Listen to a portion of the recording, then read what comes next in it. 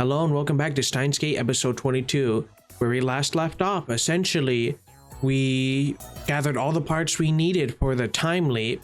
We discovered that the CRT 42-inch TV is the secret lifter we've been looking for, and we got some news from Suzuha that potentially Kirisu could be a spy from CERN. So a lot to unpack there, and now we're about to kind of just go crazy with more experiments and such. So with that being said, if you like videos like this and want to see more, please like, comment, and subscribe, as it really does help out the channel. Thank you. And now let's get on to the video. When I get downstairs, Suzuha and the chipmunk are sitting side by side on the bench outside, and we have just been assigned to go mess with the TV because that's the secret of when we can run the machine subject to change.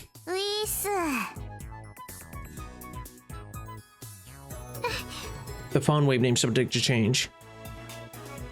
Nate gives me a quick bow, then hides behind Suzuha.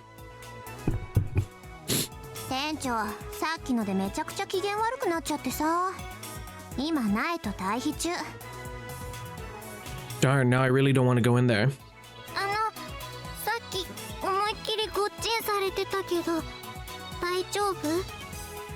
この俺の世界遺産級の価値がある頭脳をよりによって殴るとはな。あの一撃により一体何億個のニューロンが死に絶え、人類の未来に多大な損失を被ったことか。That's kind of funny. I see, it's true, festivals are very crowded. I was hoping I might run into you at one, but I guess the chances of that were pretty slim to begin with. It's not like I go to every festival. Please don't misunderstand. P.S. I only did 5 practice swings with Samidare. Still doing much better than the other world line, Luca.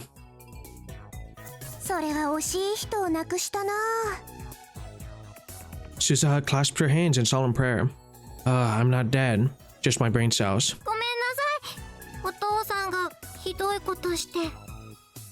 こんな小動物め、なんと人間的によくできた娘なのだ。 I can't believe she's Mr. Braun's daughter. 案ずるな。俺も店長には迷惑をかけたし、おあいこだ。 Nay smiled slightly at my words of comfort. 時にバイト選手よ。お前に協力を頼みたい。ミスター・ブラウンの目を5秒でいいから引きつけておいてもらいたいのだ。 Suzuha's eyes start to shine. 色仕掛けだね。 She flexes her bicep for some reason. 触ってみ。 She insists, so I poke it. It's just as hard as her competence suggests. She's probably stronger than me. But I don't understand what flexing has to do with seduction. 誰も色仕掛けをしろとは言っていない。お前がやりたいと言うなら構わんが。それぐらいできなきゃ戦士失格だし。それにさ、父さんのこと一緒に探すって言ってくれたでしょ。だから私もできるだけ君に協力したい。 How sweet. なるほど。ならば戦士よ。任せるぞ。オーキードーキ Now how's she gonna distract him though? ー。鈴葉お姉ちゃん、お父さんをいじめないでね。いじめたりしないって。Uh-oh. いかにも。 New mom. I want to complain that he's the one being mean, but I just said we were even, so I refrain. 苗はここで待ってて。The chipmunk nods. When we enter the store, we find Mr. Braun cleaning up the pieces of the broken CRT. When our eyes meet, another vein pops on his forehead.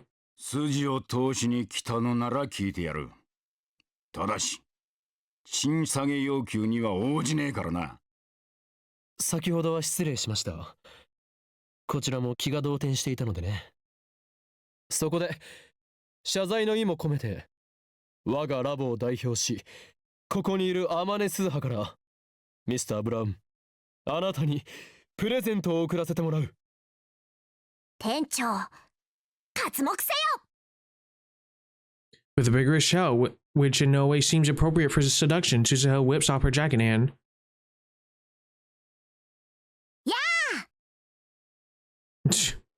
throws it at Mr. Braun's face. I can see her bra. No, wait, that's not a bra, but a tight tank top that leaves the midriff bare. Yet Suzuha shows no signs of embarrassment as she rushes Mr. Braun. She slips behind him, grabs her coat, and pulls it tight against his face. 岡部倫太郎今だ Now wait just a second. Is this your idea of seduction? It looks like you're trying to suffocate him. 早く Mr. Braun flails his arms, trying to escape Suzuha's restraint. There's a huge difference in strength between the two. It's only a matter of time before he shakes Suzuha off. よくやった戦士よ。お前の英雄的行動に感謝する。 Realizing that the only choice is to go for it, I dash to the counter, grab the remote, and switch on the 42-inch CRT. After about 2 seconds, an image appears on the giant screen. At the same time, the ceiling starts shaking. Kirisu activated the phone wave named Subject to Change with perfect timing.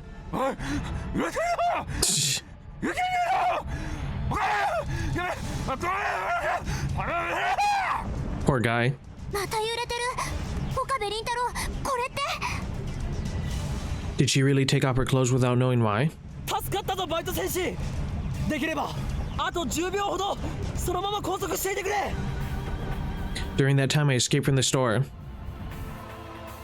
When did he just go upstairs? Outside an ace following earthquake drill procedure, crouching while protecting her head. I ignore that and look up to the second floor. At exactly the same time, Kirisu appears in the window and gives me a happy thumbs up. But a second later, she blushes, shoots me a glare, and disappears inside as if nothing happened. What's with her attitude? I'm risking my life here. In any case, the experiment was a success. The 42-inch CRT was the key, as I suspected.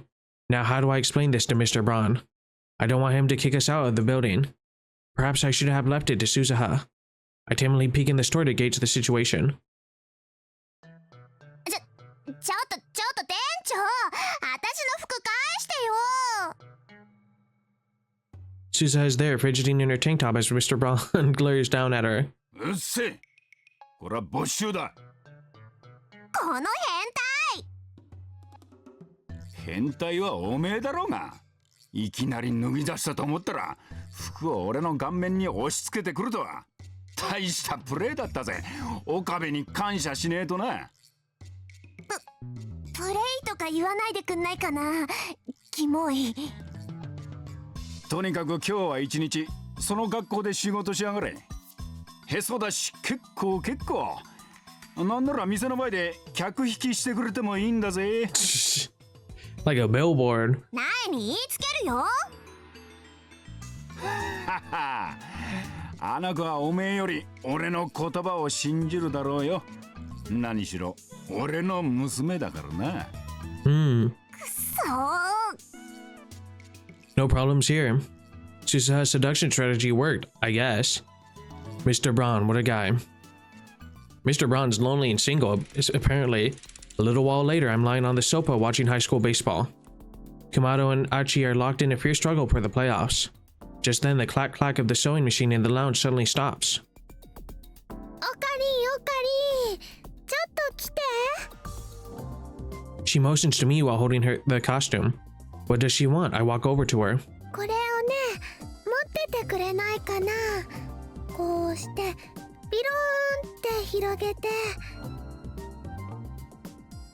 まゆし、今のビローンもう一度。ビ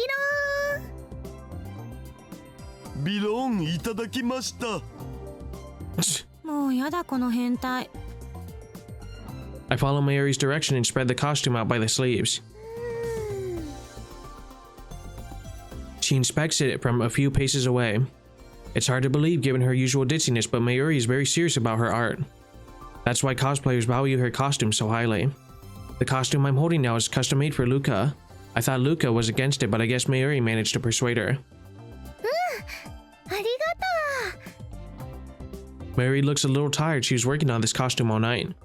But that doesn't dim the brightness of her satisfied smile. うできた完成か。クリスちゃんより先にできたよ競争してたんだ負けたわまゆりお見事ね Darn you, assistant. She treats me and Daru like garbage, but Mayuri gets the sisterly touch. でもこっちももう終わりよ Ho ho. Kirisu carefully connects the two cords she's holding. 完成 Celebration is in order. But nobody cheers. 引き分けだね。ああ疲れたお。フェイスタンに癒されたい。 Honestly, I don't feel like cheering either. And it's not because I'm tired. We worked around the clock for 3 straight days to finish the time leap machine, but now that it's complete, I realize the part of me never truly believed it would happen. I feel my enthusiasm cooling rapidly, the fire quenched by one stark question. What do we do with it? I look at Kurisu. She too seems less than enthused. 私たちひょっとするととんでもないものを作っちゃったかもしれない。 I look at the improved phone wave named subject to change again. The biggest change is the headgear attached to the X68,000.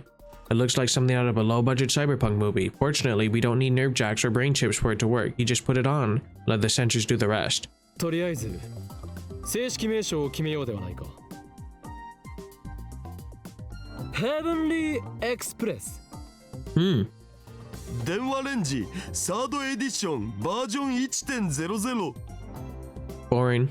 帽子付き電話レンジじゃん。 No consensus. あんたたちって本当に能天気ね。クリスティーナは危険か？タイムリープマシン。これはひどい。何よ、シンプルイズベストでしょ。この2日間岡部だってそのネーミングで呼んでたし。助手はネーミングセンスゼロのようだ。中二病丸出しのあんたに言われたくない。 Okay, Chandler. おお、まさかマキセ氏が中二病って言葉を知ってるとは。やるじゃん。たまたまだから勘違いしないで。 Ha, a bald-faced lie. She should just confess to being an Chandler. Kurisu meets my grin with an icy glare. マユリ、最終決定権者として Oh. どれか一つ選んでくれ。 Whenever the lab is divided on a name, the right to decide belongs to Mayuri. タイムリープマシンがいいと思います。 And so it is decided. 電話レンジちゃんとね、すごく迷ったけど。マユ氏のことだからそうなると思ったぞな。だから言ったでしょ、シンプルイズベストだって。マユリはよくわかってる。I want to object, but it's an unwritten rule no one not to complain once Mayuri's made a decision. ではタイムリープマシンで決定とする。助手、全員にわかるようにこのタイムリープマシンの仕組みについてレクチャーしてくれ。 I know the basics, but I want to hear details. Kurisu nods and stands in front of the whiteboard.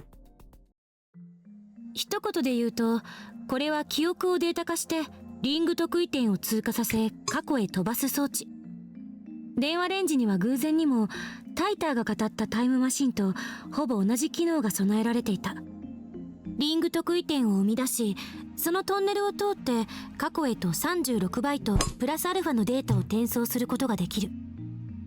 局所場して、つまり過去のどこへ到達するかについては携帯電話に限定することでクリアした。 D メールと違って今回は電話をかける形にしたから、メールアドレスじゃなくて電話番号によって局所場指定することになる。 Because the phone acts as a catalyst to connect the brainwaves together. 生み出されたリング特異点の超重力を安定させ裸にするための電子注入装置リフターの役割は開花の42型ブラウン管がそれを担ってる。 She's explained the basics. Next, she'll explain the modification she made to turn the phone wave named subject to change into a time leap machine. 電話レンジには新たにヘッドギアを接続した。これによって側頭葉、正確に言うと海馬の CA3 に蓄積されている記憶の神経パルスパターンを操作するの。 The hippocampus is divided into 3 histological sections: CA1, CA2, and CA3.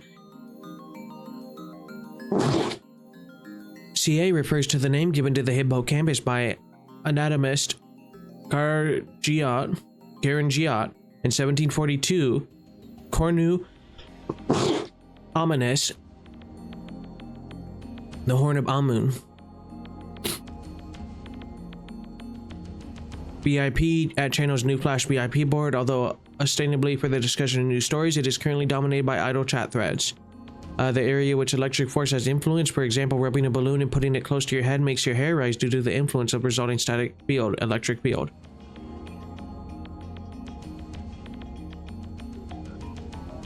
We are almost complete with some of these. That's kind of cool.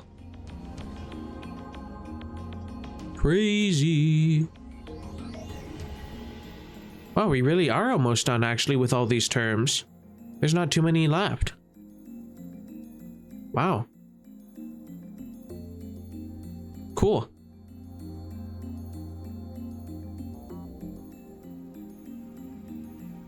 その解析データは VR 技術を用いて神経パルス信号から電気信号へとエンコードしデータ化される。データ容量はおよそ 3.24 テラだお。That's how much is a person's memory. 3.24 terabytes. That's less than I expected. We're talking about the entirety of a person's memories. ちなみにこのデータにはあらかじめ次元式のデコードプログラムを仕掛けておく。これはプログラムに詳しい人なら誰でもできるものよ。橋田にプログラムを作ってもらった。この電気信号データをネットを通してフランスにあるセルンの LHC へと転送。Wow. This building has a direct line to CERN for some reason, so we can transfer data at insanely high speeds. 3.24 テラのデータを転送するのにかかる時間は？直通回線は1本だけじゃなくて64本が束になってるんだ。だから64分割して並列に送ればだいたい45秒ぐらいでいけると思われ。Wow, 45 seconds. That's pretty fast. LHC を遠隔操作してミニブラックホールを作ったらその周辺で生み出される超重 And then you condense it to 36 を bytes. 利用してデータを36バイトまで圧縮する。3 terabytes is about 3 trillion bytes. Compressing that into just 36 bytes. That's one hell of a squeeze. How would we know? 圧縮にも時間がかかるのか？こっちは Should be instant. 何しろブラックホールの力使ってるからだいたい23ミリ秒でいける。ちなみにバイナリデータの超圧縮はミニブラックホール周辺でのみ有効よ。そこから離れた時点でデータは勝手に解凍を始めてしまう。解凍までにかかる時間も圧縮時と同じ23ミリ秒。その間に LHC からこのペケロッパを経由して電話レンジまで戻さないといけない。ま、36バイトプラスアルファ程度のデータなら楽勝で間に合うお。クリスティーナ、続けろ。タイムリープマシン側では This is a great diagram as well. カーブラックホール効果が発生してリング特異点が生成されてる。放電現象が発生したら LHC から36バイトプラスアルファまで圧縮したデータを戻しリング特異点内を通り抜けさせる。この辺は電話レンジとやることは同じ。データはタイマーに入力しておいた時間分を遡り過去の携帯電話へとつながる。リング特異点を通り抜けて過去の携帯電話に到達する頃には23ミリ秒が経過してデータは自動的に解凍されてるはず。 Wow. 解凍と同時にデコードプログラムが展開して電気信号から神経パルス信号に戻す。受信先の携帯電話に到達すると神経パルス信号は送話口から 0.02 アンペアほどの微弱な放電現象となって発せられるの。これが携帯電話を耳に当てている受信者のこめかみ付近に放射されるわけ。 Okay, what if they have it in their pocket? 受信者が電話の呼び出しに出るのが前提だな。 Oh, it rings. でなければ記憶の転送は失敗に終わる。まあこの場合は特にデメリットは何もないわ。コピーデータが消滅するだけだから。 Okay, that's not bad. メールではなく電話をかけることにした理由は？携帯電話が受信者のこめかみ付近にあることでデータを受信者の側頭葉に送り込みやすくなるから。 She indicates the side of her head. 人間のこめかみ周辺には大脳前頭葉と大脳側頭葉が位置してるんだけど、最初に言った通り側頭葉は海馬傍回があって記憶を貯蓄する場所なの。そこに送信者の全記憶の塊である神経パルス信号が携帯電話から放射される。これで記憶の上書きは完了。同時に携帯電話からは前頭葉を刺激する神経パルス信号も出すわ。これ重要。前頭葉から側頭葉へはトップダウン記憶検索信号というのが発信されてる。これは記憶を思い出す時に発信される信号。前頭葉を刺激する Oops. 神経パルスを放射することで、このトップダウン記憶検索信号を意図的に発信させる。これによって送信者から送られた全記憶を受信者に強制的に思い出させるという作用が発生する。未来の記憶を思い出すのよ。それに必要な時間は1秒に満たない。結果受信者は送信者と全く同じ記憶を持つ状態となり、タイムリープは完了。例えば送信者と受信者の時間差が1週間ある場合、受信者は1週間後の未来までに自分が体験した記憶を思い出すことになるわけ。注意すべきなのは意識や人格は転送しないということ。その2つは受信者に依存する。 Okay, so anyone who's not paying attention and just hearing Japanese in the background, basically, we put on the VR gear, we scan our memories, we put that memories into a coding thing that Daru made. We then, while uploading, hijack CERN from Paris or France, use it to create a mini black hole to compress this data of 3.24 terabytes into 36 bytes, and then we put it in our time leap machine, which is just basically like Dmail, and then it goes to the recipient, and it goes to people who have a cell phone because it connects to their brain. So then when they answer the call, they get all this data put in. おっぱいに例えて教えてくれ。おKirsu dissolves into a blushing, stammering mess. Looks like it's up to me to answer Daru's question. Not with boobs, obviously. 現在のダルの記憶を小学生の頃のダルへと転送したとする。今のダルは2次元にも3次元にも無機物にも燃えられる変態だが、小学生時代はまだまだ無邪気な鼻垂れ小僧だったはず。小学校時代の僕はそれは真面目なクソガキでしたが何か。つまり記憶は今の19歳の変態ダルのものだが、意識人格はその真面目なクソガキのままとなる。見た目は子供、頭脳は大人な名探偵は成立しないということだ。 They're talking about Conan there. なんだつまらん。 This isn't like the time leaping you see in sci-fi novels. We aren't yet capable of transferring personality and consciousness. 携帯がブラックホールとホワイトホールのような役割を果たすから、記憶を送れるのは自分が携帯を持ってる時期の範囲内になる。注意すべきなのは送信者と受信者は同一人物でなければならないということ。例えば過去の自分ではなく親や友達が代わりに出てしまった場合、神経パルス信号はその親や友達に向けて放射される。そうなると親や友達の体に送信者の記憶が上書きされてしまう。下手をすると重大な人格障害が起きるかもしれない。Kirsu ends her explanation, takes a short breath. The lab falls into silence. I exchange glances with Kirsu and Daru. I look at Mayuri, but her expression is blank. I guess it was too complicated for her. それで I clear my throat. It's time for the $1 million question. Who goes first? どうするって。タイムリープマシンの扱いについてだ。Why would we build it otherwise? For once, my assistant has nothing to say. I already know that she fears we created a monster. Honestly, I feel the same way. After a few moments, Kirisu finally speaks. 私たちの手に負える代物じゃないのは確かよ。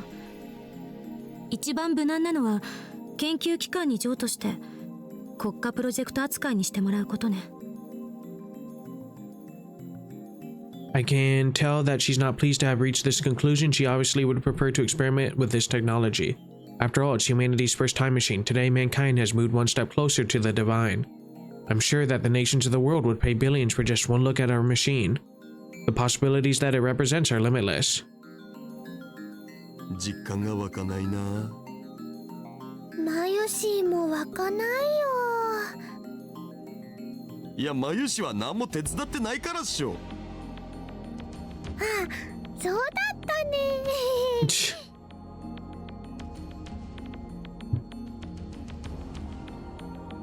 岡部の意見は？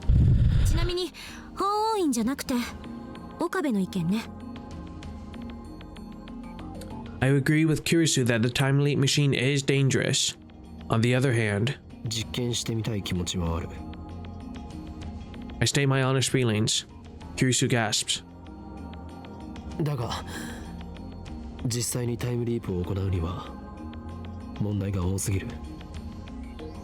This is unknown territory, not just for us, but for all of humanity. 誰がタイムリープするんだ？ I look to each of the lab mems in turn. Daru quickly looks away. Mayuri's expression is blank. Kirisu stares right back at me. 誰って決めるのは難しい。僕はパス。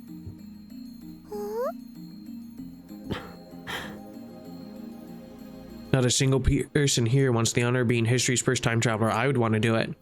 Everyone except for Mayuri is probably thinking about what could go wrong. What if the time leap were to fail? Jellyman. シルンのタイムマシンみたいにジェリーマン化する可能性はゼロよ。このマシンで送るのはデータであって実物じゃないんだから。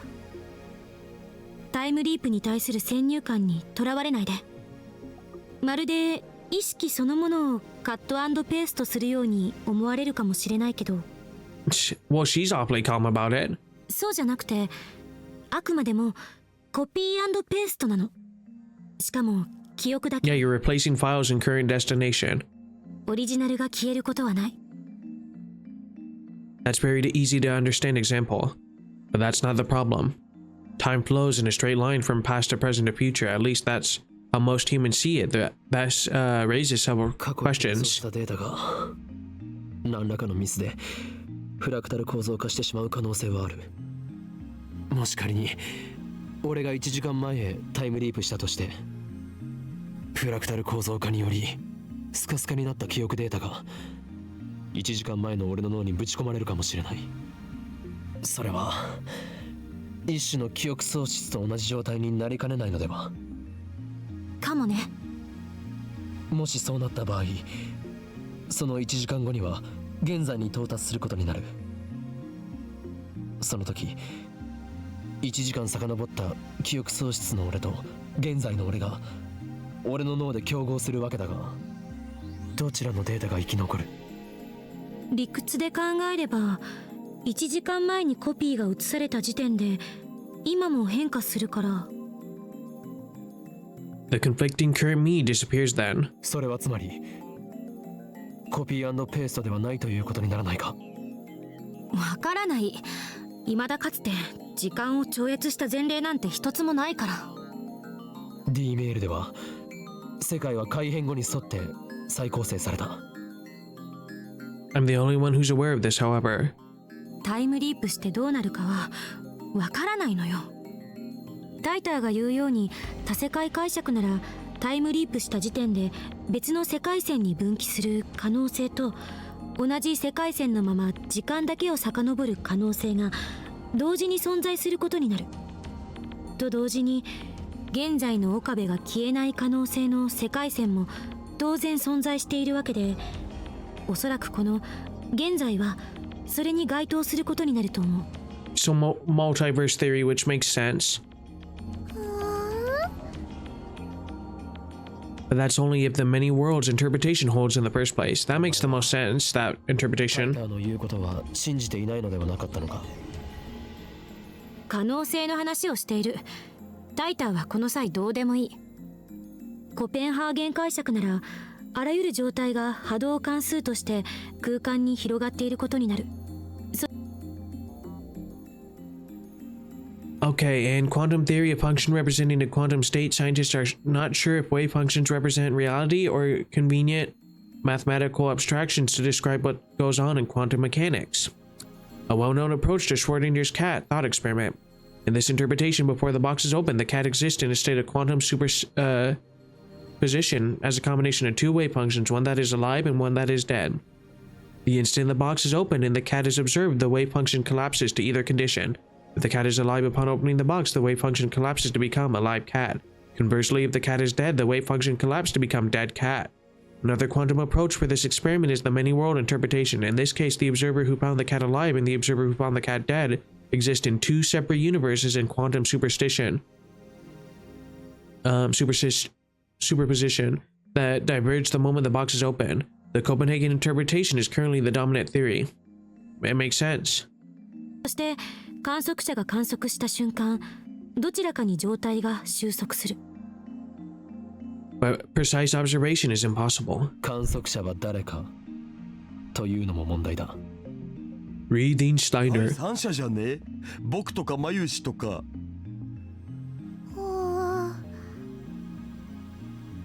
そうとは限らない。観測者は俺かもしれないし、それ以外の誰かかもしれないし、神かもしれない。To begin with, the Copenhagen interpretation and the many-world interpretations are both microscale theories used to explain quantum interactions. No one knows whether they can be applied to humans or to the world at large. What about my personal experiences with reading Steiner? If reading Steiner is the sort of power I think it is, then the world line model is correct. 結局は意識はどこにあるという問題に行き着く。このタイムリープマシンが転送するのはあくまで記憶だけ。それは間違いない。転送された時点で今も再構成されるんじゃね？オカリンはリーディングシュタイナーでそれと同じような現象に遭遇したわけっしょ。 D メールの場合はそれで納得できた。あれは過去にメールで干渉する行為だというのが明確だったからな。しかしタイムリープは自分の記憶を過去へ送り込む行為であり、干渉するかしないかは明確にしていない。未来の記憶を思い出した1時間前の俺が因果に干渉 I'd definitely be writing down notes of this for me. その状況になってみなければわからないはず。 Carry around a notepad every time I send myself back into the past. 頭がこんがらがってきた。 In a way, it's kind of like immortality, because say you experienced like 10 years, you write down all your knowledge, and then you go back in time, and then you quickly write down as much knowledge as you can, or maybe you somehow send a compressed... I wonder why they didn't do a compressed email, where you could, if it's up to 36 bytes of data or something, I don't know. Maybe you could send like an image with a bunch of stuff on it. なんかもう宗教の分野じゃね。魂はどこにあるかって話しよう。待って、あんたたちは勘違いしている。人格と意識は1時間前の岡部も今の岡部も何も変わらない。1時間分の記憶を持っているかいないか、違いはそれだけよ。そうなのか。本当に？絶対とは言い切れないけど、何しろ誰も試したことはないんだから。 This discussion is going nowhere. Personality and consciousness can't be strictly defined, so it's hard to imagine what might happen. 結局どっち？だからわからないの。ここでどれだけうだうだ議論したって全ては予測止まりなんだから。この実験は人類のこれまでの既成概念を崩壊させるものになるかもね。 We won't know until we try. That pretty much sums it up. To make matters worse, the subject must be prepared to risk damage to their psyche. Kirisudara and I say no more. We can't solve this problem. This is our limit as scientists. But haven't we accomplished enough already? The time leap machine itself is worthy of a Nobel Prize. We could sell this technology for billions if we so choose. And if we go public with the time leap machine, we can break CERN's monopoly on time travel technology. That's enough, it has to be. Mayuri, who has been observing the discussion with glassy eyes, opens her mouth to speak. マユシーはね、難しいことはよくわかんないけど、例えばね、マユシーの買ってきたバナナをタイムリープさせるのはどうかな。マユリったら、バナナには人間みたいに脳はないでしょ。あ、そっか。それじゃあダメだね。And a phone, ring ring banana phone. Anybody? Mayuri never changes. The atmosphere in the room gets a little more relaxed. 実験はしないでおく。タイムリープマシンはしかるべき研究機関に託そう。そして世間に公表する。 Thanks to the lightening of the mood, I can finally say what was on my mind. Neither Kurisu nor Daru objects. We kind of chicken out.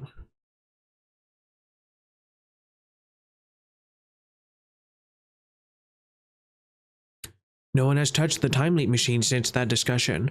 Ridiculous as it sounds, I can't shake the feeling that it might suck memories out and playing them into the past. Oh, the machine does have its appeal, of course. We're all tempted by the idea of becoming humanity's first time leapers. Yet the fear of what could happen won out in the end.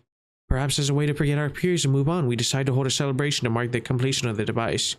Everyone feels the need to let loose after working so hard on the project. I have Daru order pizza while Kurisu and I go shopping for snacks. Akiba has always had a lack of supermarkets that hasn't changed even with the anime stores gone. After we finish shopping, Kurisu and I walk along the evening streets. She looks like she's got something to say. She keeps stealing glances at me. 不満か。不満？ She frowns like she didn't expect that question. Finally, she faces this way. 実験をしなかったことについて。まさか。人間は根源的に時間的存在者である。ハイデガーの言葉よ。あんたが実験はしないと決めてくれた時、私はむしろほっとした。誰か止める人がいてくれなかったら、私は歯止めが効かなくなってたかも。ありがとう。What's this? Gratitude? Does she have a fever? I put my hand to her forehead to check. Kurisu twitches. おい、何してる？熱があるせいで女子らしいことを言い出したのかと思ってな。I drop my hand. 別にあんたに感謝してるわけじゃないからな。Her voice is louder than it should be, and several people glance at us. Kurisu blushes and hangs her head. If Daru were here, he'd probably get all excited and say, "Oh hell yeah, Rio Tsundere for the win." とにかく。Kurisu clears her throat and returns to her usual sour expression. 形式的にお礼を言っただけだから勘違いしないで。勘違いなどするものか。俺は当然のことをしたまでだからな。ラボ面ナンバー001であり、ラボの設立者であるこの俺、法王院京馬が最も優先するのはラボ面を危険から守ること。 There you だか go. らお前は感謝する必要はない。世界に混沌をもたらすとか言ってるくせに。Don't forget what Teeter said. Uh-oh. That's not good. What did Teeter say? The Messiah? That can't be it. That's the last thing Teeter said, right?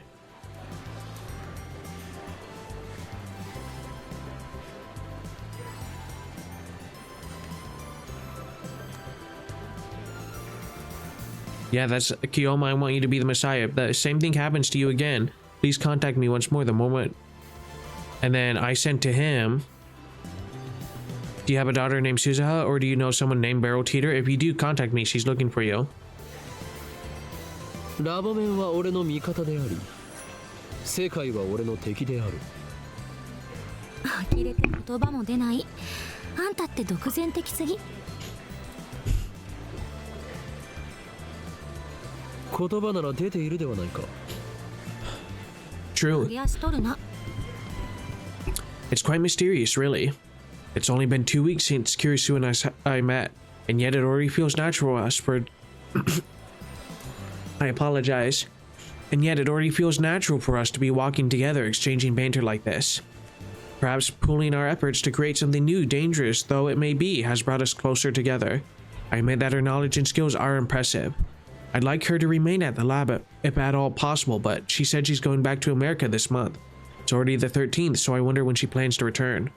I decided to ask her. Friday the 13th. そういえば飛行機のチケット取るの忘れてた。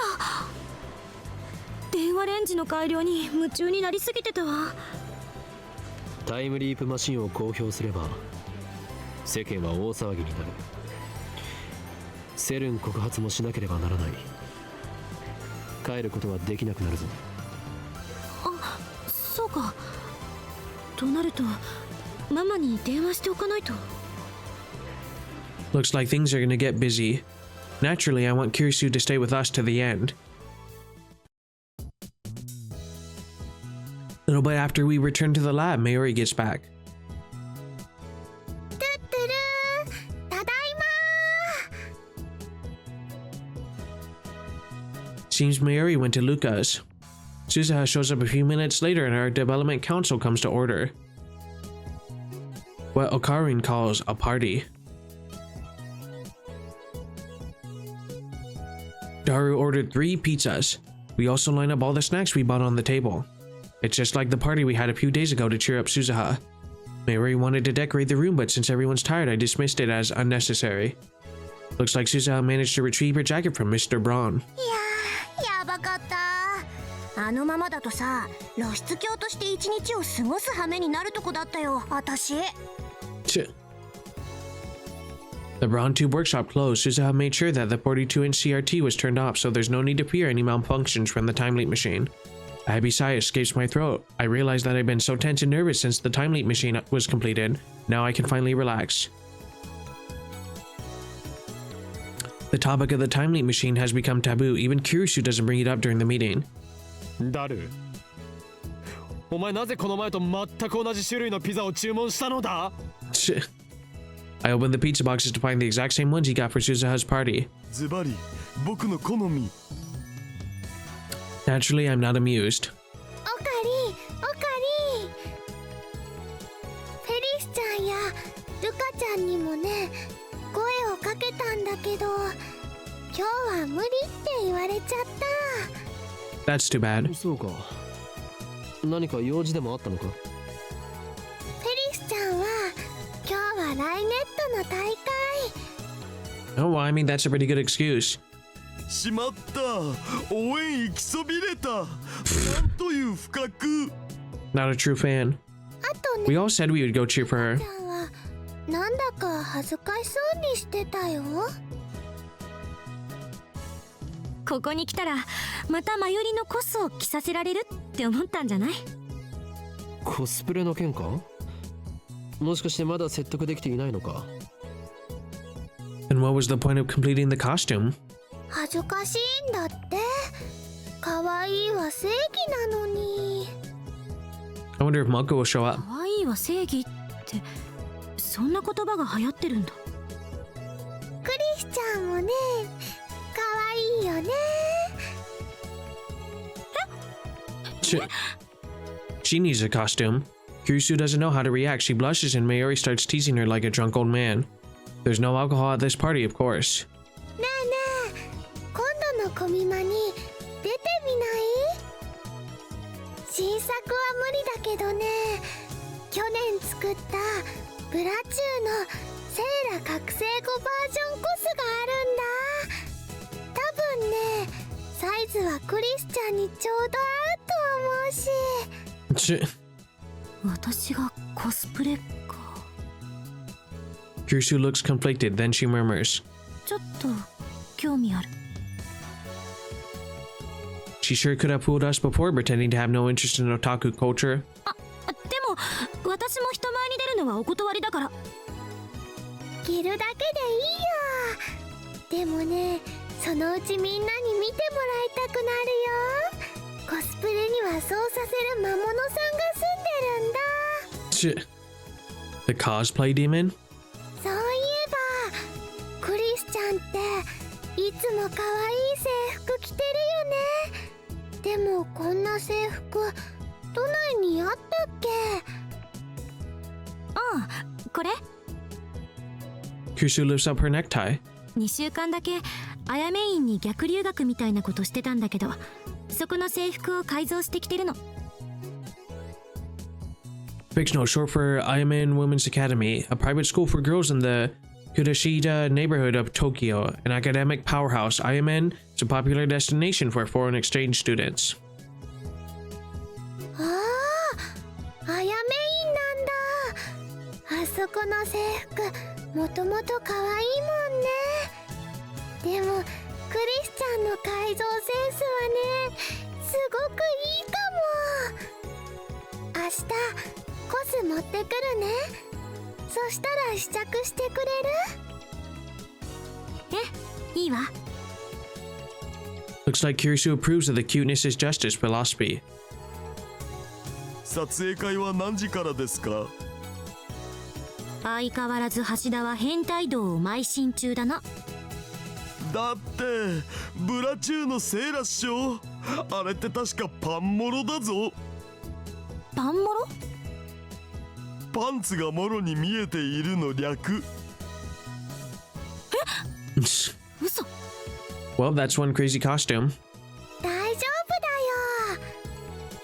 クリス She is an old man. じゃないかもだけどね、去年ぐらいにこんな言葉が流行ったんだよ。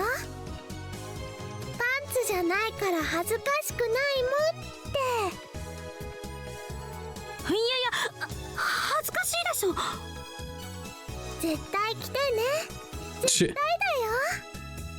やめといた方がいいんじゃないかな。Uh-oh. The drunk party starts, even though it's not a drunk party.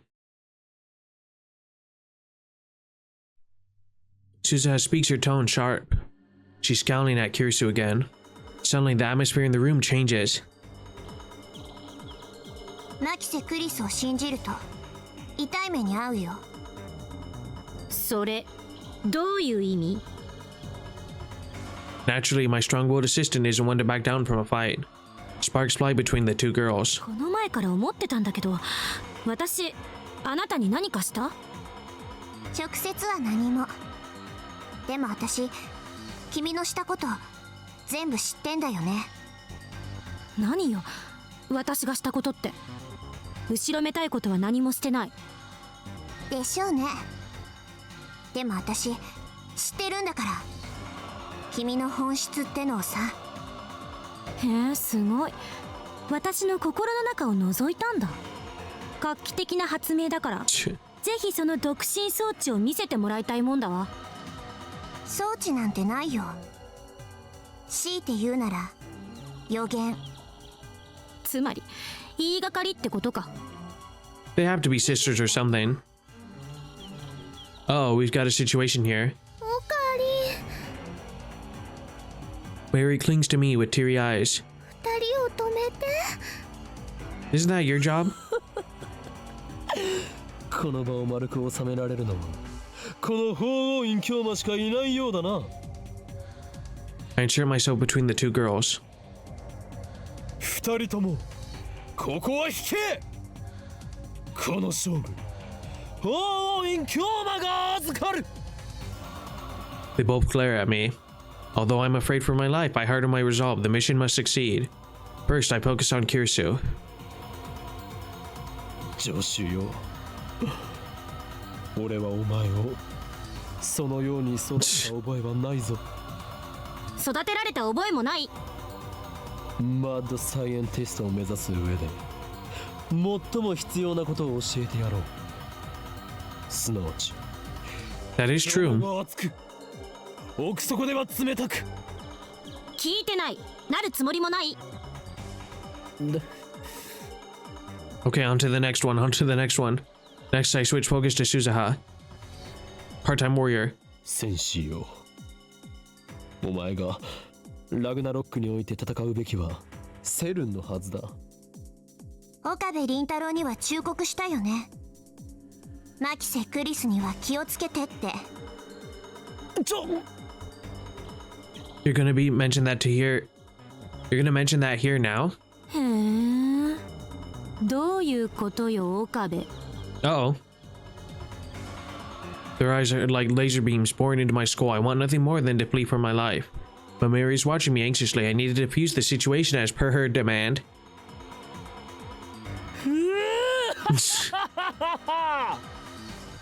お前たちどちらも引くつもりはないようだな。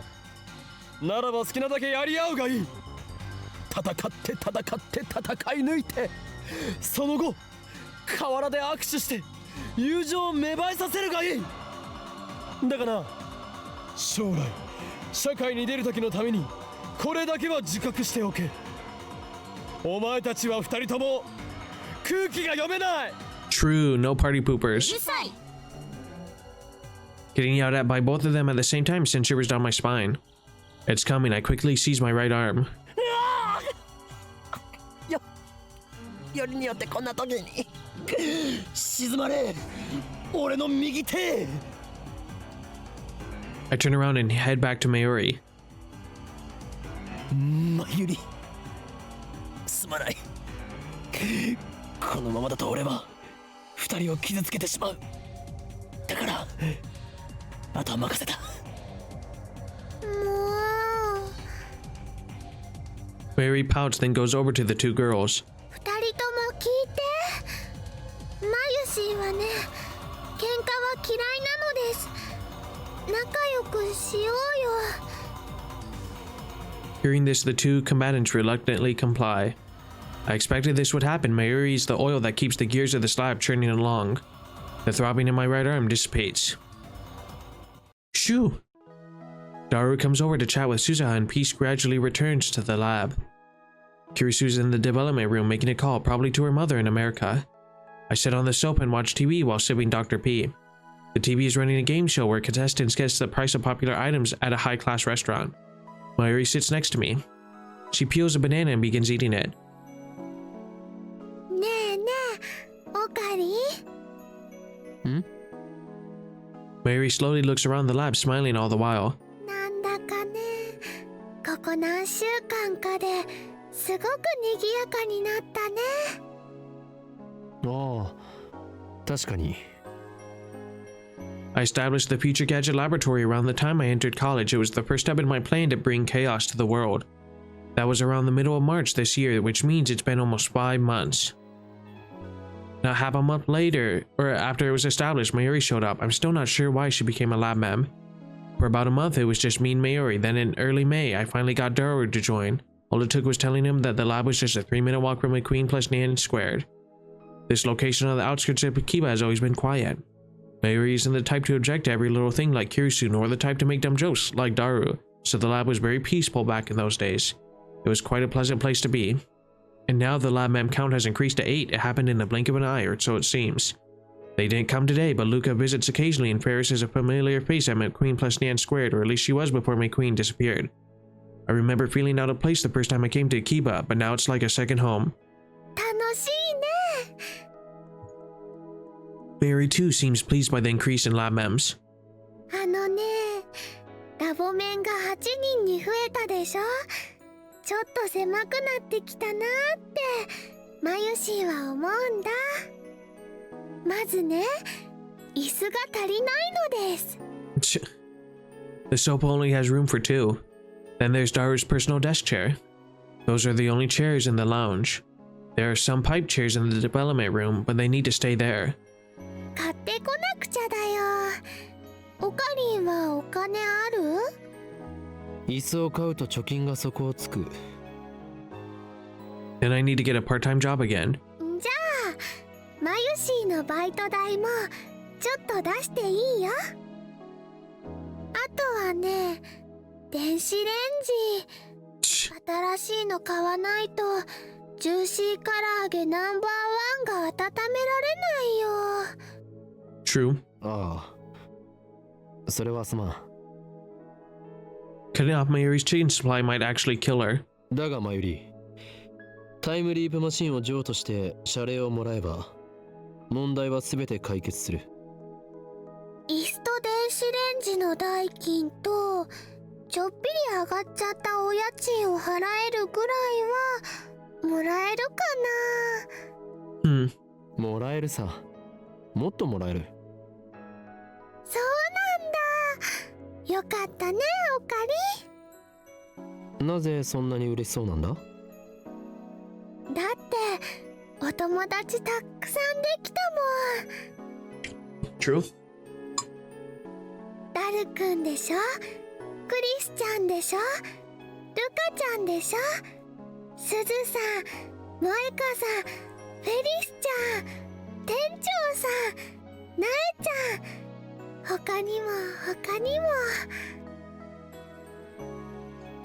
She gazes wistfully into the distance.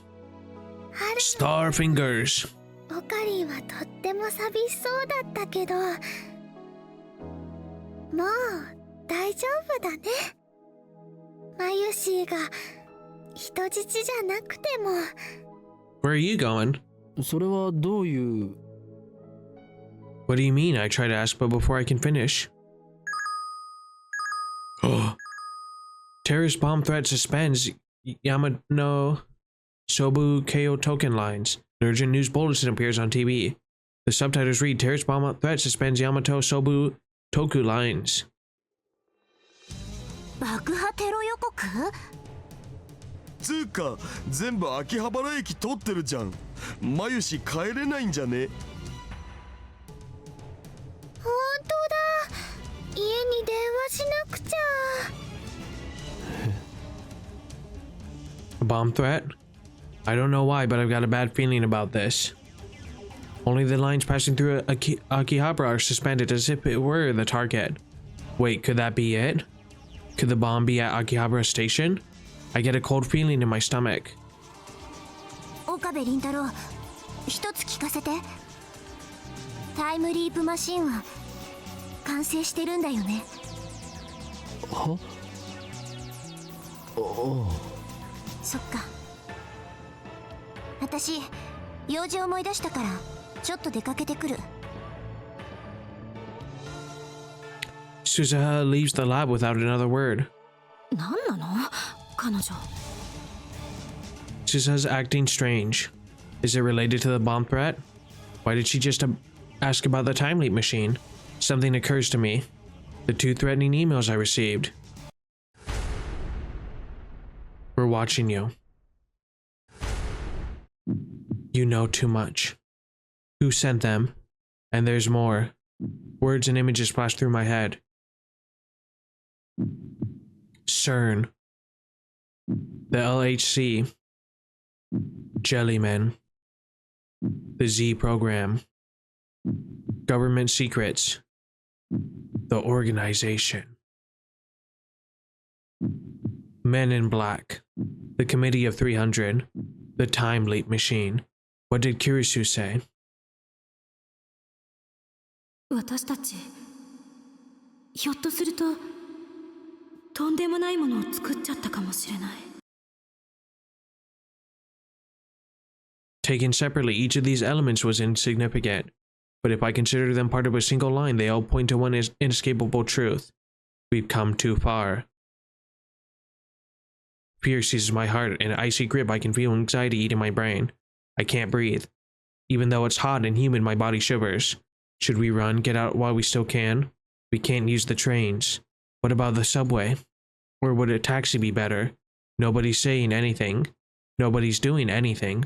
What should we do? Suddenly I feel something soft touch my hand. I look down to see Mayuri's hand holding mine. When I look up, I see a worried look on her face. It's okay. I'm just being paranoid. It's all a coincidence. Tomorrow we'll get rid of the time leap machine. Then we can forget that all of this happened. Pretend it was just a dream. We never invented a time machine. I don't need money. As long as we can forget about today and welcome tomorrow. We'll be okay, won't we? But my anxiety doesn't go away. I look over Mayuri's head to the entrance of the lab. The door is unlocked. Anyone could just waltz right in. I hear sirens wailing a few streets away. The bomb threat has Akiba in an uproar. Yet here in our corner of Akiba, it's so quiet. Mayuri squeezes my hand with her warm, slender fingers. I squeeze back. Oh my gosh. And with this, I know it's absolutely horrible to do. This is crazy. This is the end of Steins Gate episode 22. So, if you like videos like this and want to see more, please like, comment, and subscribe. And as always, thank you for watching. I've been Boog the Goob. May God bless you and peace. This is crazy. Stay tuned for tomorrow. I know I will.